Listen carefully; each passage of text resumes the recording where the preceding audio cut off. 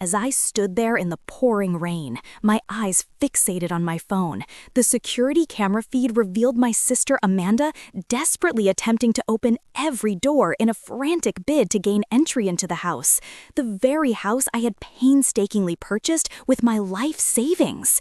Just days before, she had laughed mockingly in my face, uttering words that shattered something deep within me. My finger hovered hesitantly over the app that could unlock the doors, but the memory of her cruel smile held me back. No more. After years of feeling used, I had finally grasped the true meaning of self-respect. Their vacation was officially at an end. Growing up alongside Amanda had always revolved around sacrifice. From the moment I was 7 and she was 4, I learned that as the older sister, my role meant relinquishing my toys, my time, and ultimately my dreams in favor of hers. Our parents, well-meaning yet overwhelmed by their own challenges, unknowingly reinforced this dynamic. "Karen, please let Amanda have the last cookie. You know how upset she gets," morphed into, "Karen, can you babysit tonight?" Instead of attending prom, I was told, "Amanda needs new shoes for her dance recital tomorrow." This pattern persisted into adulthood, with me always assuming the role of the responsible one, the fixer, the provider. By the age of 35, I had established a successful career as a software engineer at TechVision, a burgeoning company focused on cybersecurity solutions. My apartment in Seattle was modest yet comfortable, and my savings account was in good shape. I had even begun dating again after enduring a painful divorce 3 years prior. Amanda, now 32, had opted for a different path. She married Derek right after high school, had 2 lovely children, Lily, aged 8, and Jason, aged 6, and flitted from one part-time job to another while Derek chased his dream of launching a construction company. Their financial situation had always teetered on the edge of instability, yet they somehow managed to uphold an Instagram-worthy lifestyle that starkly contrasted with their actual income. It was a Tuesday evening in March when the frantic phone call arrived. "Karen, we're going to lose the house," Amanda sobbed into the receiver, her voice quaking with despair. "The bank sent a foreclosure notice. We have 60 days. The kids will be homeless." My stomach sank at her words. "What happened? I thought Derek's business was thriving," I asked, confusion flooding my mind. "It was, but then he lost that major contract, and we had to replace the roof, plus the interest rate on our loan adjusted," she explained, her words spilling out between sobs. I listened as she detailed their dire circumstances, feeling that familiar tug of responsibility pulling at my heart. They had fallen behind on 6 mortgage payments. Derek's business had collapsed after he took out personal loans to finance it, and their credit card debt had spiraled dangerously out of control. "What about your parents?" I inquired, aware that Derek's family had financial resources. "They already helped us last year. They said we need to figure it out ourselves this time," she replied, her voice cracking. "Karen, I don't know what to do. Lily and Jason love their school and their friends. I can't bear to tell them we have to leave." The silence that followed hung heavy between us, thick with unspoken expectations. I knew what was coming next. "I've been thinking," I finally uttered the words before I could hold them back. "I've been looking to invest in property.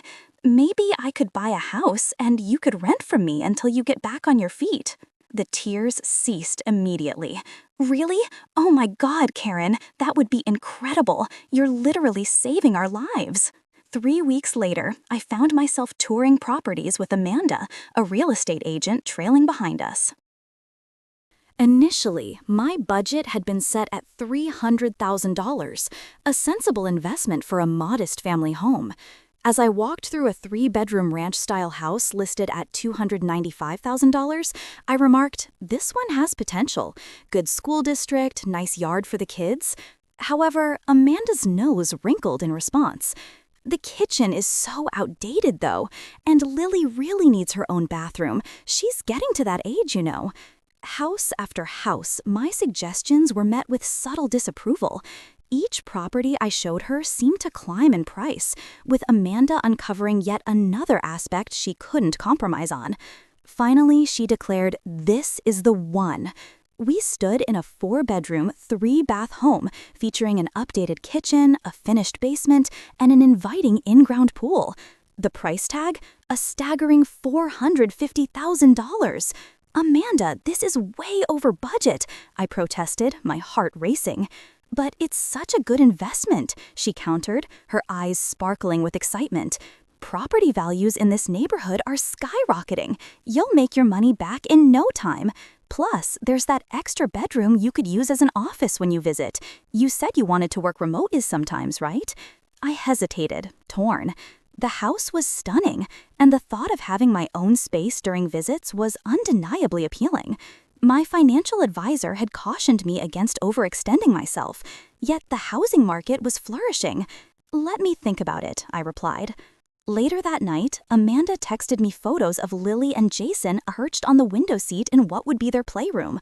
"They're already in love with the house," the message read. "Thank you for giving them hope." The following week, I signed the papers, depleting my savings and taking on a mortgage that stretched my budget to its limits. We established a formal agreement. Amanda and Derek would pay reduced rent, maintain the property, respect my partial use of the house, and strive toward financial stability. The document felt like an unnecessary formality between sisters, yet my lawyer had insisted on its necessity. On closing day, I handed the keys to Amanda, and her smile was radiant as she enveloped me in a tight hug. "You're the best sister ever, Karen. I'll never forget this," she exclaimed. Yet something in her expression gave me pause, a sense of entitlement and a troubling lack of gravity regarding the situation. I quickly pushed the thought aside. This was about the children, about family. It would all work out. For the first few months, everything appeared to be going smoothly. The rent checks arrived on time, albeit always a few days late. Amanda sent me regular updates and photos of home-cooked family dinners enjoyed in the beautiful kitchen. 4 months after they moved in, I planned my first visit. Swamped with a major project at work, I looked forward to spending quality time with Lily and Jason while also managing to get some work done in my designated office space. "Can't wait to see you," Amanda texted the night before. "The kids are so excited." However, upon my arrival, the front yard presented a slightly unkempt appearance, with toys strewn across the lawn and the flower beds overrun with weeds. Inside, the house was cluttered, yet mostly clean. Amanda greeted me with a hug and offered a quick tour, noticeably skipping the room that was meant to be my office. "What about the 4th bedroom?" I inquired, bringing my laptop along, eager to do some work while I was there. Amanda's smile faltered. "Oh, that. Well, Derek's been so stressed with job hunting that we thought he needed a space to unwind. We've set it up as a little game room for him. I'm sure you can work at the dining table, right?" Stunned, I followed her to the room that had been designated as my workspace in our agreement. The desk I had envisioned was nowhere to be found, replaced instead by a massive gaming setup, multiple monitors, an expensive gaming chair, and shelves brimming with collectibles. "Amanda, we agreed this would be my office when I visit," I said, striving to keep my voice steady despite the rising frustration. She shrugged dismissively. "I didn't think you'd really need it. You're only here a few times a year, and Derek uses it every day. It just made more sense this way." Later that evening, I went searching for the boxes of personal items I had stored in a corner of the garage. Family photo albums, my college diploma, a few cherished keepsakes from our parents. To my dismay, I found them stacked haphazardly near the garage door, water damage evident on the bottom boxes. "Oh yeah, we had a little leak last month," Amanda said when I confronted her. "I meant to tell you about those boxes, but most of the stuff seems fine." Yet it wasn't fine. My high school yearbooks lay ruined, along with the only copies of several family photos. As I sifted through the damaged memories, I felt the first real tremor of doubt about the arrangement I had committed to. The pattern began subtly. A rent check arriving a week late, accompanied by an apologetic text about Derek's new job not processing payroll correctly. Then another check 2 weeks late due to an unexpected medical bill Amanda faced. Finally, a month passed with no check at all, just promises to make it up next month. I tried to be understanding. Family helps family, after all. But as the months wore on, something didn't add up. Amanda rarely answered my calls anymore. When we did manage to talk, Amanda had an endless array of excuses for why now wasn't a good time for a visit. The children miss you, she assured me, yet life was just so busy. However, her Instagram painted a different picture. While claiming financial hardship, Amanda posted photos showcasing a new leather sectional sofa, designer clothes for the children, and a lavish anniversary dinner at the most expensive restaurant in town. When I gently inquired about these purchases, she became defensive. The sofa was on clearance, practically free, and Mom gave us money for our anniversary. Why are you counting every penny we spend? It feels like you don't trust us. Trust. The word hung heavily between us, challenging me to prove that I wasn't the bad guy in this situation. For my birthday, I decided to gift myself and the family a smart home system, complete with a doorbell camera, smart locks, and interior cameras for the common areas. I framed it as a security upgrade for the children, but privately, I wanted to see what was truly happening in the house I was supporting financially. "This is so cool," Derek exclaimed, unusually enthusiastic as he helped install the equipment. "Very high-tech. Can we control everything from our phones?" "Yes, you'll both have admin access," I explained, "and I'll have access too, just for emergencies." "Of course," Amanda replied, a tightness evident in her smile. "It's your house, after all." The emphasis on your house struck me as odd, especially considering how often she referred to it as our home when asking me to cover property tax or homeowner's insurance. At work, things were looking up. My team had successfully launched a major security platform, and my manager, Sarah, called me into her office on a Friday afternoon. "We're expanding the Asia-Pacific division," she announced. "We need someone to head up the development team in Singapore. It's a 6-month assignment with a significant pay increase, a huge resume builder," Sarah said, her eyes bright with excitement. I immediately thought of myself. It was an incredible opportunity, precisely the kind of international experience I had been yearning for. Yet, as Sarah detailed the specifics, my mind kept drifting back to the house, to Amanda and the kids. 6 months away would mean 6 months without direct oversight. "I'll need a week to think about it," I replied, trying to weigh my options. Sarah nodded in understanding. "Take the weekend. But Karen, opportunities like this don't come around often. Don't let personal entanglements hold you back." That evening, as if she had somehow sensed my potential freedom, Amanda called with an urgent emergency. "We need $8,000 for house repairs," she said, her voice laced with urgency. "There's a problem with the foundation. The inspector says if we don't fix it immediately, it could compromise the entire structure." 8,000, on top of the mortgage, which I was largely covering myself, and the property taxes I had taken care of last quarter when Amanda and Derek were a little short. "I need to see the inspection report and quotes from contractors," I said, my project manager instincts kicking in. "I can get those to you next week, but Karen, we need to put down a deposit right away. The contractor says his schedule is filling up," she urged. My suspicion deepened. "What's the contractor's name? I can call them directly." "Why don't you trust me?" Amanda's voice rose defensively. "Do you think I'm making this up? The house is literally falling apart, and you're interrogating me like a criminal." "I'm not interrogating you. I'm asking basic questions about a significant expense for a house that I own." The conversation deteriorated from there, ending with Amanda in tears and me feeling like the villain. I transferred $3,000 as a partial payment and once again requested the necessary documentation, yet it never arrived. 2 days later, I noticed some unusual charges on our shared family cell phone plan, which I still managed. New top-of-the-line phones had been added to the account, along with tablet devices that I had never authorized. The total additional monthly charge exceeded $400. When I confronted Amanda about it, she claimed it was all a misunderstanding. Derek needed a new phone for work, and the kids' tablets were so outdated, they couldn't even run their educational apps. I meant to tell you, but it slipped my mind. The evasions were piling up.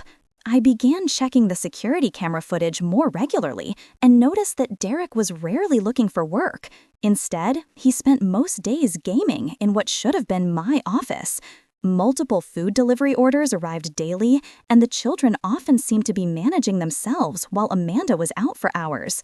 The breaking point came during a chance encounter with Jenny, a mutual childhood friend who had recently visited Amanda.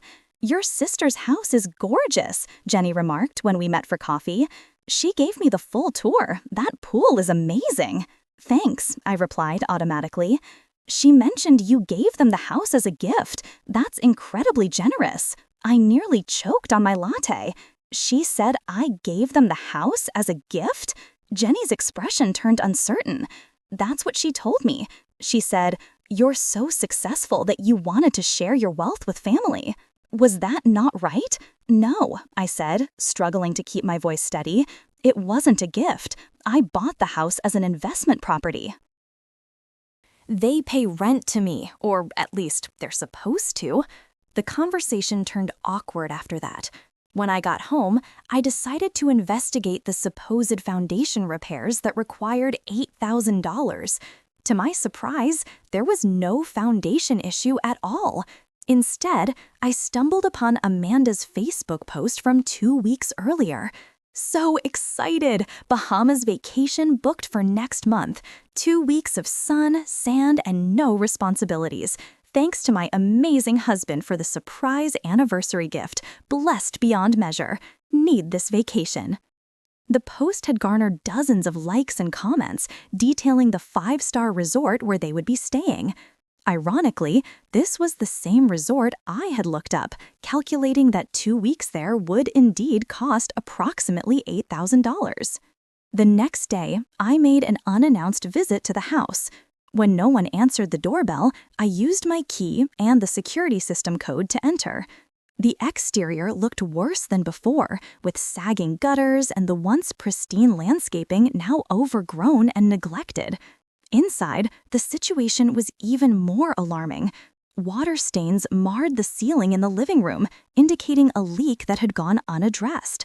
The beautiful hardwood floors I had paid extra for were deeply scratched in multiple places.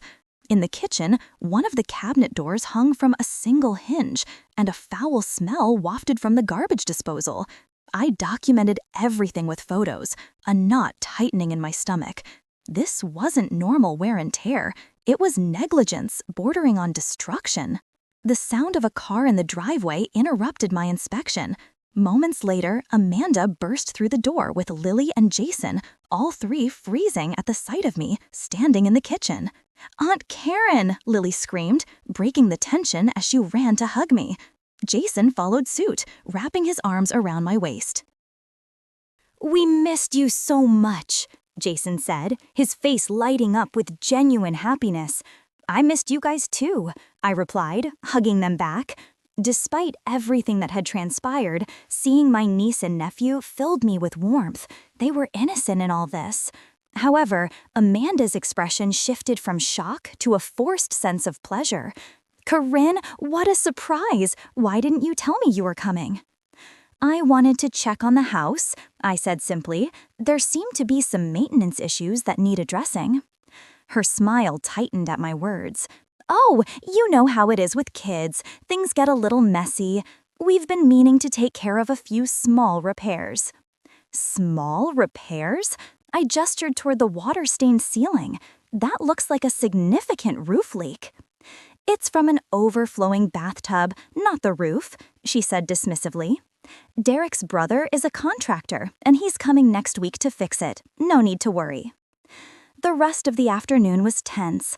I spent time with Lily and Jason, who eagerly showed me their rooms and school projects. They seemed happy despite the chaos, though I couldn't help but notice both had outgrown their beds, with Lily's feet hanging off the end of hers. "Why don't you have a bigger bed?" I asked her. She shrugged. Mom says we have to wait until their special trip, then maybe I can get one. Amanda insisted I stay for dinner, though I could sense that the invitation wasn't genuine. Derek arrived home just before 6, his surprise at seeing me poorly concealed behind a hearty greeting. During the hastily prepared meal, Amanda dominated the conversation with stories about the children's achievements and neighborhood gossip. Whenever I attempted to ask about the house or their finances, she skillfully changed the subject. After the children were excused, Amanda poured wine for the 3 of us. Her demeanor shifted, becoming lighter, almost giddy. "So, we have some exciting news," she announced. "Derek surprised me with an amazing anniversary gift. We're going to the Bahamas for 2 weeks. It's the break we've both been needing." I took a careful sip of my wine. That sounds expensive. Derek shifted uncomfortably in his seat. "It's important to invest in our relationship." "And when is this trip?" I asked, already knowing the answer. "We leave next Friday," Amanda said, her excitement palpable. "Which actually brings me to a favor I wanted to ask." She reached across the table to touch my hand. "The kids' school has spring break the 2nd week, and we really didn't want to leave them with strangers for so long." The implication hung heavily in the air. "You want me to watch them while you're gone?" I stated flatly. "Would you? It would be such a help. They love you so much. And you could stay here in the house. It's perfect timing with your work being so flexible." I thought about the Singapore opportunity, which I hadn't yet mentioned to them. "Actually, I've been offered a 6-month international assignment. I was planning to decide this weekend." Amanda's face fell. "You can't take that. What about the house? What about us?" "The house will still be here, and you'll manage just like any other family with a landlord who doesn't live nearby." "But we're not just any family," Amanda protested. "We're your family. You can't just abandon the kids like that." "I'm not abandoning anyone. I'm considering a career opportunity." The conversation grew increasingly strained, with Amanda making comments about my selfish focus on my career and how some people valued family over money. Sensing the tension, Derek attempted to mediate. "Look, Karen, we understand you have your own life, but this trip is really important for us. We haven't had a vacation in years, and we've already paid for it, non-refundable. Is there any way you could postpone your decision about Singapore just until after we get back?" I looked between them, suddenly seeing the situation with perfect clarity. They had spent the money meant for house repairs on a luxury vacation, assumed I would babysit without even asking first, and now were trying to make me feel guilty for prioritizing my career? "I'll think about it," I said finally.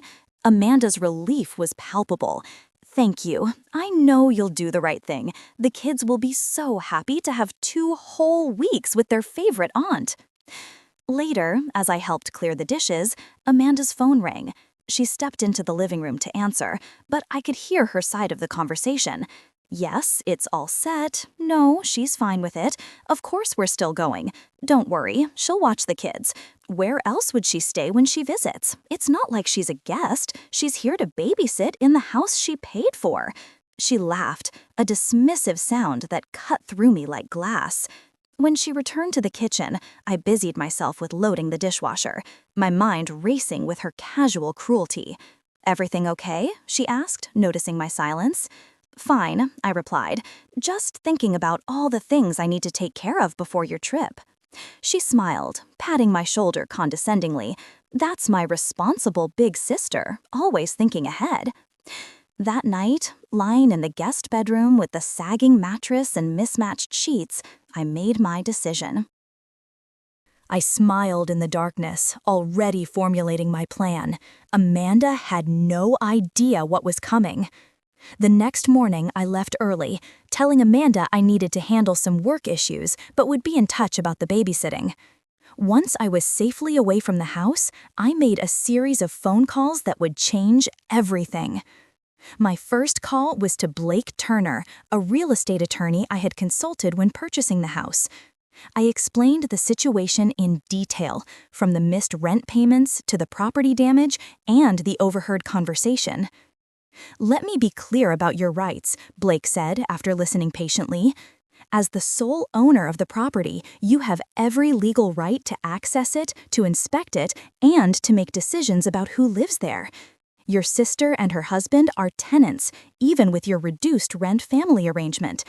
The agreement you signed gives you specific rights that they've clearly violated." "What about the children?" I asked, concerned. "I don't want to put them in a difficult situation."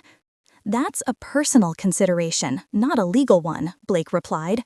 "But documenting everything is crucial, especially if this becomes contentious." Next, I called my insurance agent to discuss the property damage. He recommended a formal inspection and agreed to send someone out the following week. "Make sure you document everything," he advised, echoing Blake. "Take photos, make videos, note dates of when damage occurred, if possible." For the next 3 days, I pretended to go along with Amanda's babysitting plan, while secretly laying the groundwork for my real intentions. I upgraded the smart home system remotely, adding features that would give me greater control from anywhere in the world. I also researched nearby extended stay hotels that would be suitable for children, just in case. Each time I visited the house, I methodically documented more evidence of neglect while pretending to clean or organize. I discovered mold growing in the master bathroom shower, rodent droppings in the pantry, and a cracked window in the basement that had been covered with duct tape instead of being properly repaired. The neighbors proved to be an unexpected source of information.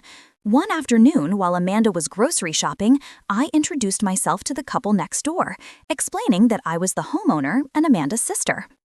"Oh," the woman, Susan, looked surprised. "Amanda told us this was her house, that she and Derek bought it last year." "Really? That's interesting," I replied, keeping my composure. "I'm the one who purchased it. Actually, Amanda and her family rent from me." Susan looked embarrassed. "I'm sorry for the confusion. It's just that she's been very specific about being a homeowner when talking to the neighborhood association. She even volunteered to host the summer block party, describing it as our newly purchased home." This pattern repeated with 2 other neighbors, all of whom had been told the same story. Amanda had been systematically creating a false narrative about home ownership throughout the entire neighborhood. On the 3rd day, while helping Lily organize her bookshelf, I overheard Amanda on the phone in the next room. "No, it's fine. Karen's watching the kids. She doesn't know about any of it. Of course she's paying for it. That's what she does. I know, right? All that money and no family of her own to spend it on. Well, someone needs to benefit from her success." The casual disdain in her voice made my stomach turn. Later, while preparing lunch, Jason innocently revealed more. "Mom says we don't have to be super careful with stuff because Aunt Karen is rich and can just buy new things if they break. She says you owe it to us because you don't have your own kids to spend money on." Lily nodded in agreement. "Dad says Aunt Karen is a sucker with a guilty conscience." "What's a sucker?" I swallowed hard, maintaining my composure for their sake. "A sucker is someone who lets people take advantage of them. And your dad is wrong about me having a guilty conscience. I help because I love you, not because I feel guilty." The children accepted this without question, but the revelation of how I was viewed when I wasn't around fueled my determination. The most shocking discovery came accidentally. While searching for a broom in the utility closet, I noticed a stack of mail with my name on it. Bills and statements that should have been forwarded to my apartment had instead been collected here. Some had even been opened. Taking the stack to my guest room, I sorted through dozens of credit card statements, bank notices, and official letters. Among them were 3 credit card statements for accounts I had never opened, each in my name, all with thousands of dollars in charges. The pit in my stomach deepened as I realized what this meant.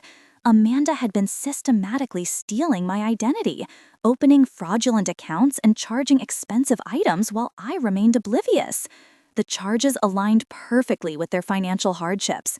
a designer handbag charged the same month they claimed to need help with property taxes, and a $4,000 home theater system purchased when they said Jason needed emergency dental work.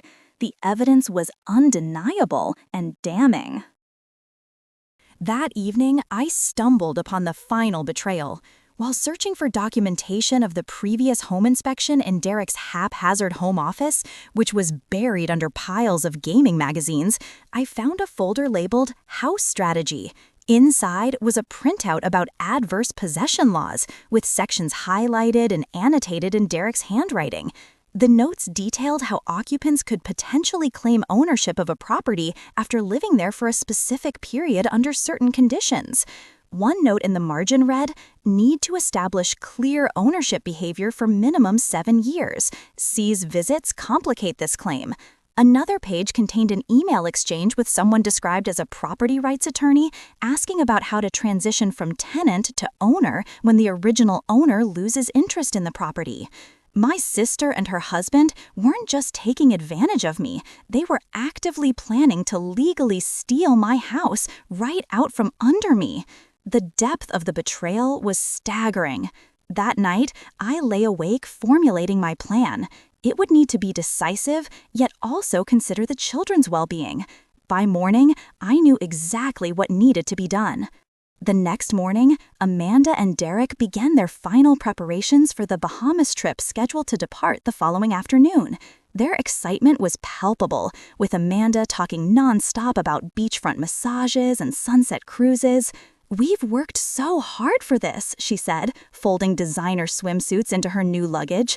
"We deserve this break." I nodded, smiling pleasantly, while my mind calculating exact timelines and contingencies. "You certainly seem to have put a lot of thought into this trip," Derek added. "You should try it sometime, Karen. All work and no play, you know." "Oh, I play," I replied. "Just differently than you do." That afternoon, I took Lily and Jason to the park, wanting to spend quality time with them while processing my emotions about what lay ahead. We played tag, fed the ducks, and indulged in ice cream from a local shop. Their laughter and genuine affection for me fortified my resolve that I was doing the right thing. "I love when you visit, Aunt Karen," Lily said, chocolate ice cream smeared across her cheek. "Mom and Dad are always happier when you're here." "Yeah," Jason added, "they don't fight as much." This casual comment stopped me cold. "They fight a lot?" The children exchanged glances. "Sometimes," Lily said cautiously, "usually about money or the house or you." "What do they say about me?" Jason shrugged. "Dad says you're a control freak. Mom says you're just lonely and need to feel needed. They stop talking about you when we come in the room." The honest assessment from these children cut deeper than any financial betrayal. That evening, Amanda called to casually mention they'd be extending their vacation by 3 days. "The resort offered us a special deal to stay longer. Since you're already watching the kids, we figured why not? That's not a problem, is it?" The audacity was breathtaking. "And when were you planning to tell me about this?" "I'm telling you now," she replied, her tone suggesting I was being unreasonable. "It's just 3 more days. It's not like you have anything else going on, except for my actual life and career." Except for the fact that she hadn't properly asked me in the first place. "I'll make it work," I said, carefully masking my anger behind a placid tone. "Great, you're the best." She paused. "Oh, and we might need you to front us a little spending money. The resort requires a larger deposit than we expected. We'll pay you back as soon as we return." "How much are we talking about?" "Just $2,000, 3 tops." I nearly laughed at the absurdity. "I'll think about it." "What's there to think about? It's just money, Karen. Family helps family." After hanging up, I went to the guest room and methodically opened each piece of mail addressed to me. The scope of the identity theft was even worse than I had initially thought. Amanda and Derek hadn't just opened 3 fraudulent credit cards in my name, they'd opened 7, with a combined outstanding balance of over $30,000. I called the first credit card company, explaining the situation and reporting the fraud.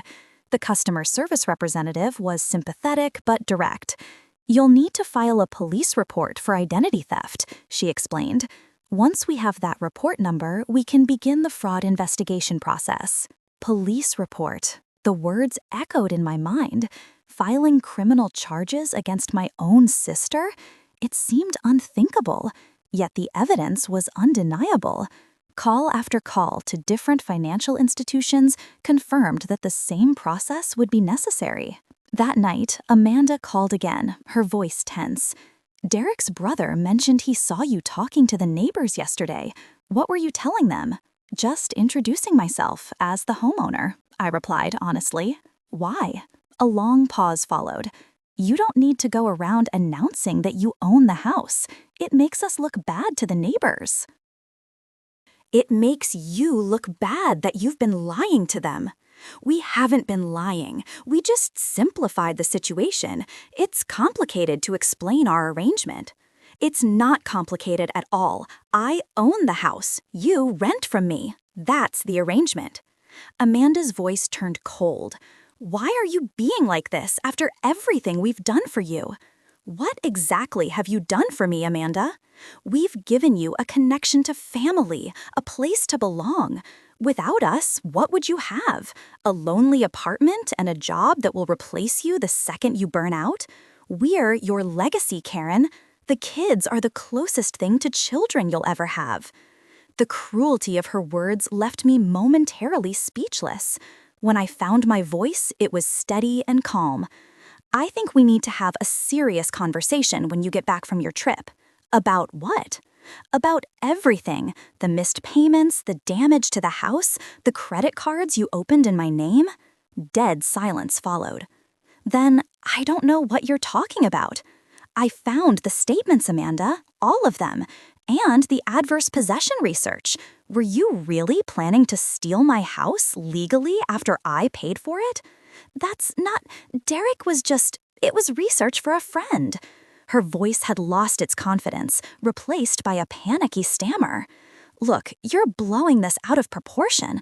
We can talk when we get back. I'm sure there's a perfectly reasonable explanation for everything." "I'm sure there is," I replied, my voice icy, and the call ended abruptly. 20 minutes later, Derek called, his tone conciliatory. "Karen, let's be reasonable here. Amanda sometimes gets carried away with financial stuff. She doesn't mean any harm." "We've been under a lot of stress." "Stress doesn't explain identity theft, Derek. That's a very serious accusation." "We would never do something like that to family." His voice lowered. "Besides, without actual proof, it would be your word against ours. And who do you think the kids would support if things got ugly?" The threat was unmistakable. They were prepared to use the children as emotional pawns. In that moment, something broke inside me, the last thread of familial obligation snapping under the weight of their manipulation. "We'll discuss everything when you return," I said flatly, and hung up. I sat in the silent house, my decision crystallizing. For years, I had allowed Amanda to manipulate me through obligation, guilt, and family ties. I had sacrificed my financial security, my career opportunities, and my self-respect on the altar of family harmony. No more. I called Sarah, my boss, and accepted the position in Singapore. "I can start the visa process immediately," I told her, "and yes, I can be there in 3 weeks." Next, I began systematically documenting everything: photos of all property damage, copies of all fraudulent credit card statements, recordings of conversations with neighbors regarding Amanda's ownership claims, a detailed accounting of all missed rent payments, and the adverse possession research with Derek's notes. By midnight, I had compiled an overwhelming case that would stand up to any legal scrutiny. The weight of what I was about to do settled over me, equal parts terrifying and liberating. After years of being the responsible one, the fixer, the provider, I was finally choosing myself. The realization brought tears, but also a profound sense of peace. Tomorrow, everything would change. Their vacation was about to become a permanent state. The next morning dawned bright and clear. A stark contrast to the storm brewing inside me. Amanda and Derek bustled around the house, hurriedly packing last-minute items for their trip while giving me quick instructions about the children's routines. Jason needs his blue inhaler if he starts coughing at night, Amanda said, tossing items into her carry-on. Lily has soccer practice on Tuesdays and Thursdays at 4. The emergency contacts are on the fridge. I nodded, already knowing the children's schedules better than they did. Derek pulled me aside while Amanda was upstairs.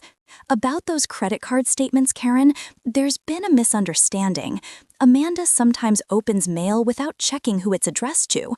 She's not great with financial boundaries, but there's no malicious intent. We can straighten everything out when we get back. The ease with which he lied was almost impressive.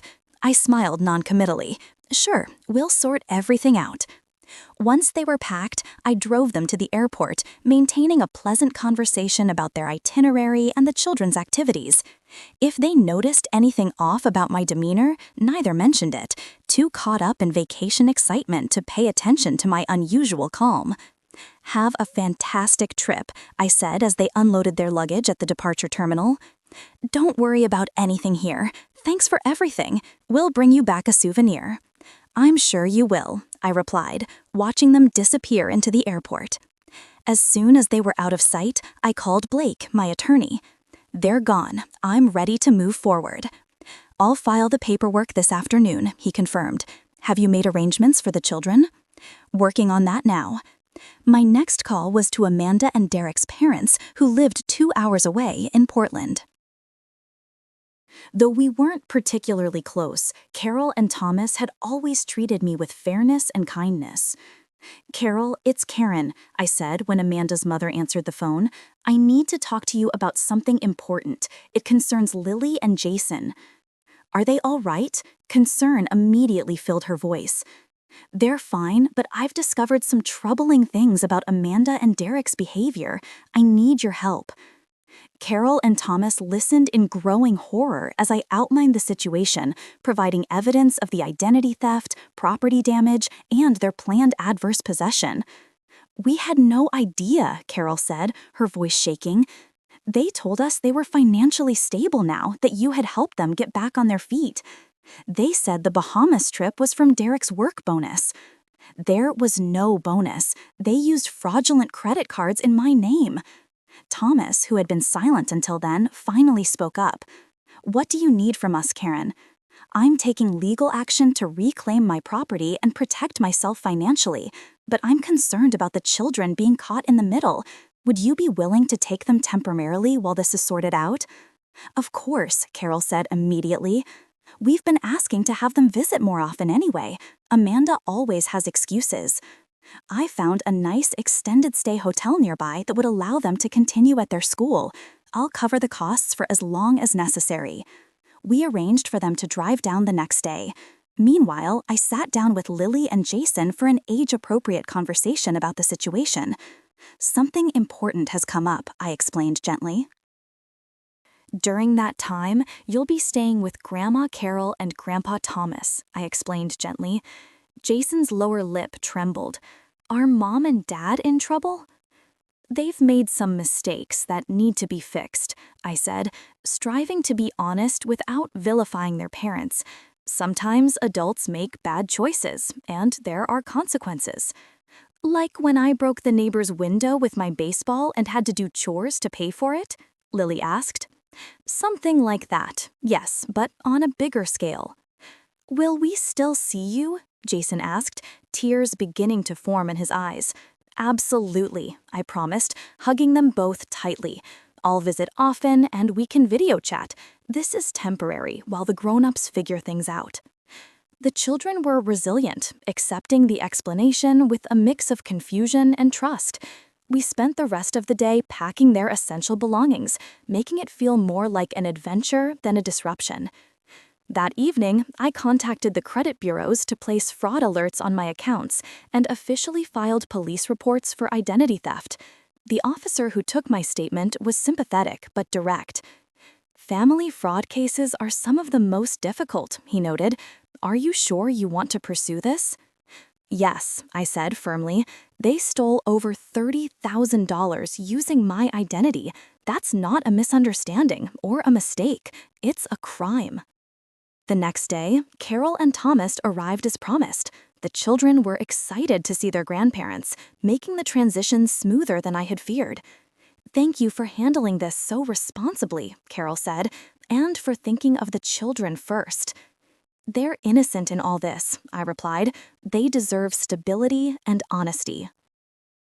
After tearful goodbyes and promises to talk soon, I watched them drive away, feeling a conflicting mix of sadness and relief. Then, I returned to the house to execute the final phase of my plan. First, I contacted a professional cleaning service and scheduled a deep cleaning for the following week. Next, I arranged for contractors to assess and repair the damage throughout the property. Then, I systematically photographed every room as evidence of the current condition. Finally, I packed my own belongings, taking special care with the evidence I had gathered. As I prepared to leave, I received an unexpected call from one of the neighbors. "Susan," I said, recognizing her voice. "What's up?"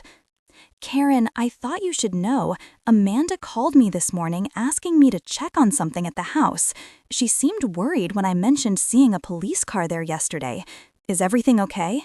So they were already suspicious, reaching out to neighbors for information. "Everything's fine, Susan. Just handling some paperwork. Thanks for letting me know." The call confirmed that my timeline needed to accelerate. Amanda and Derek had obviously sensed something was wrong and were trying to gather intelligence remotely. I needed to act now. After one final check of the property, I stepped outside, locked the door behind me, and opened the smart home app on my phone. With a few taps, I deactivated all user access except my own, changed the security codes, and enabled maximum security protocols. The house was now effectively sealed to anyone but me. As I drove away, my phone rang. Amanda's name flashed on the screen. "Karen, what's going on?" Her voice was tight with panic. "Mrs. Peterson just called Derek saying you were packing things into your car. Where are the kids?" "The kids are with your parents," I replied, calmly. "They're safe and well cared for with my parents," I replied firmly. "What the hell? You had no right to do that." "Actually, I had every right to ensure their proper care while handling this situation." "What situation? What are you talking about?" Her pretense of ignorance was wearing thin. "The identity theft situation, the property damage situation, the planning to steal my house situation? Take your pick." "This is insane. We're coming home right now."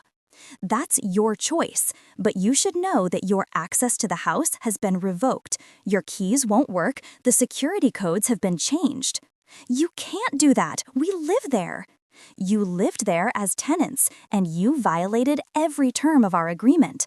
The locks have been legally changed, and you'll be receiving formal eviction notices at your parents' address, where I assume you'll be staying."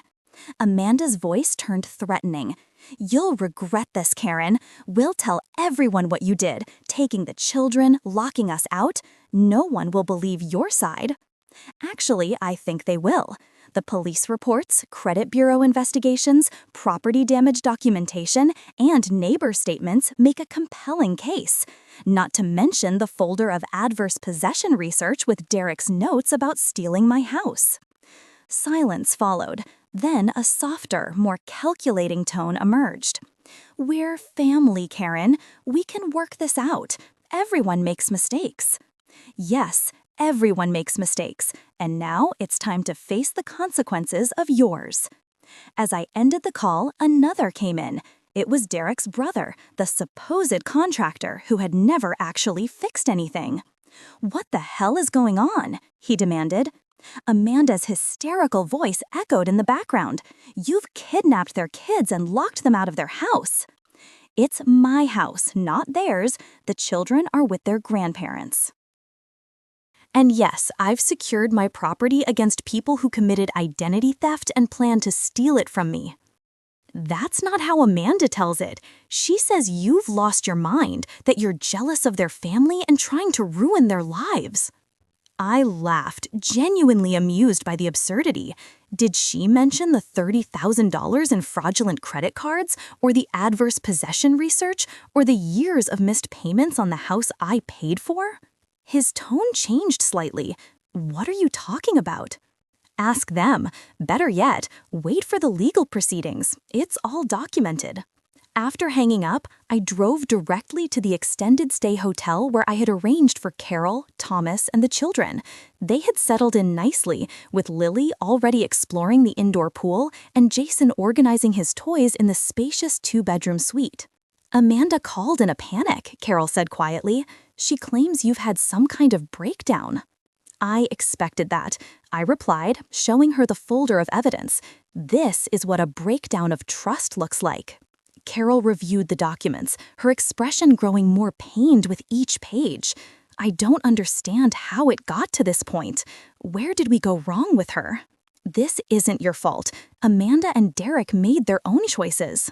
My phone buzzed with an alert from the house security system. Someone was attempting to override the front door lock. A moment later, the doorbell camera activated, revealing Amanda and Derek standing on the porch, their faces contorted with anger. They've cut their vacation short and returned exactly as I had anticipated. "What will you do now?" she asked. Exactly what I planned. Hold them accountable. I watched through the security camera as Amanda and Derek's confusion morphed into frustration, which then escalated into rage. Derek tried his key repeatedly, while Amanda banged on the door, alternating between demanding entry and pleading for a response. "Karen, we know you can see us," Amanda shouted at the doorbell camera. "Open the door right now."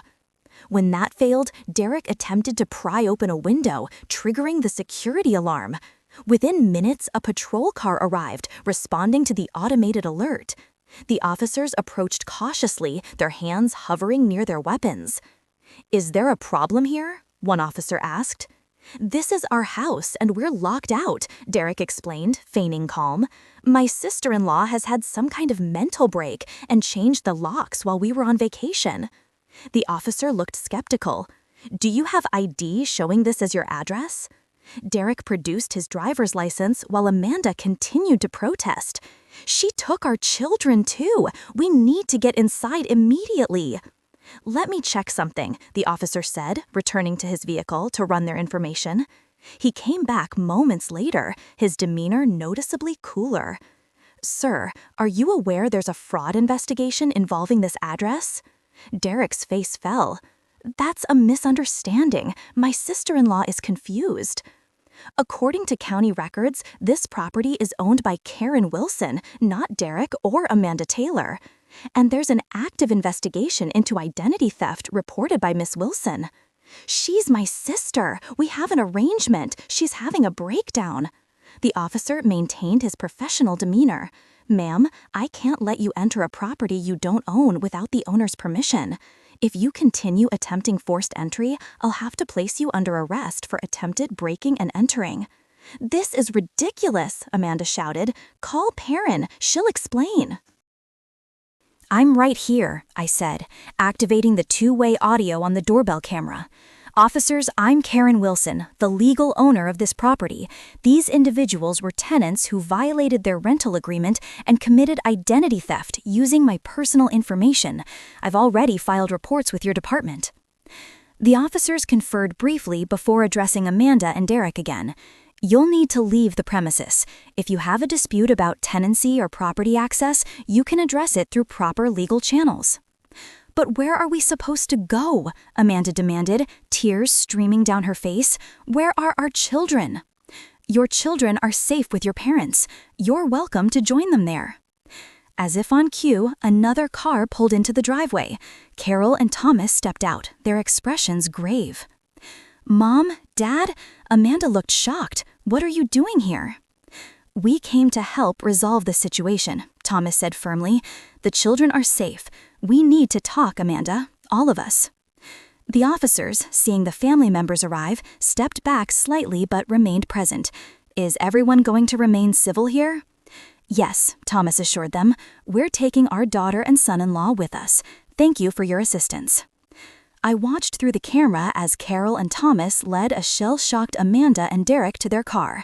Before leaving, Thomas looked directly at the camera. We'll be in touch, Karen. Thank you for protecting the children. Once they departed, I called the officers directly. Thank you for responding so quickly. I'd like to file a formal report about the attempted break-in. We'll document the incident, the officer confirmed. Given the circumstances, you might want to consider a restraining order. I'm already working on that with my attorney. The next few days unfolded in a whirlwind of legal activity. Blake filed the formal eviction notice and restraining order, while the credit card companies initiated their fraud investigations. The cleaning service and contractors began repairing the damage to the house. A week later, I received a call from Thomas. We've had some difficult conversations with Amanda and Derek, he began. They've admitted to most of what you discovered, though they're framing it as desperation rather than malice. That doesn't change what they did, I pointed out firmly. No, it doesn't, he agreed. Carol and I have made it clear we won't support their behavior. We've offered them a choice: face the full legal consequences of their actions or agree to your terms, whatever those may be. I appreciate that, Thomas. I'll have my attorney contact them. The proposal was straightforward. Amanda and Derek could avoid criminal charges for identity theft if they agreed to pay back every fraudulent dollar, sign a formal lease agreement at market rate for the house, and maintain the property properly. Otherwise, I would pursue the maximum penalties for their crimes. After 2 days of negotiation, they reluctantly accepted the terms, though not graciously. The new lease included strict conditions, regular property inspections, automatic payments from their accounts, and immediate eviction if any terms were violated. 3 months later, I returned from Singapore for a brief visit. The house looked transformed, with fresh paint, repaired fixtures, and properly maintained landscaping. Inside, Derek greeted me with stiff politeness, while Amanda remained in the kitchen, refusing to make eye contact. Lily and Jason, however, ran to embrace me, their excitement genuine. Aunt Karen, did you bring us something from Singapore? Of course I did, I laughed, presenting them with carefully chosen gifts. And I want to hear everything about school, soccer, and your new rooms. As the children chatted happily, sharing their recent accomplishments, I noticed subtle changes in the family dynamic. Derek seemed more engaged with the kids, less absorbed in gaming, while Amanda, despite her lingering resentment, had visibly stepped up her parenting. That evening, after the children were tucked in bed, I sat down with Amanda and Derek for an overdue conversation. I know you're still angry, but I want to be clear about something. This was never about punishing you. It was about establishing boundaries and respect. Derek nodded reluctantly. The counseling your parents suggested has been helpful. We've had to face some hard truths about our behavior. Amanda remained silent, her arms crossed defensively.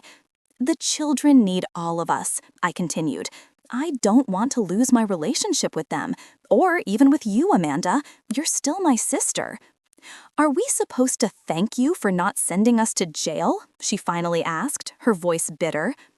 No, but you might consider what would have happened to the children if you had continued down that path. This intervention wasn't just about the house or the money. It was about breaking a destructive pattern before it destroyed your family. Amanda's expression softened slightly. The kids miss you. They ask about you all the time. I miss them too. That's why I'm hoping we can find a way forward. It wasn't a perfect reconciliation. The trust was still broken and the wounds still fresh. But it was a start, a foundation for rebuilding with clear boundaries and honest expectations. 6 months later, I returned to find even more progress. Amanda had found a part-time job she enjoyed. Derek had launched a legitimate small business installing home security systems, ironically inspired by the very system I had used to lock them out. The children were thriving in their stable environment, and the house had truly become their home, earned through honest work and proper care rather than manipulation and entitlement. In the process, I had reclaimed something equally valuable, my self-respect, and the understanding that sometimes the most loving thing you can do for family is to hold them accountable. Today, our relationship continues to heal, one honest conversation at a time. This experience taught me that true family support isn't about enabling harmful behavior or sacrificing yourself on the altar of obligation. It's about loving people enough to establish boundaries, even when it hurts. Sometimes you have to lock people out before they can truly find their way home. Have you ever had to make a difficult decision to establish boundaries with someone you love? I'd love to hear your thoughts in the comments below. If this story resonated with you, please like, subscribe, and share it with someone who might need to hear it. Thank you for listening to my journey. And remember, self-respect is never selfish. It's the foundation for all healthy relationships. Take care of yourselves, and I'll see you in the next story.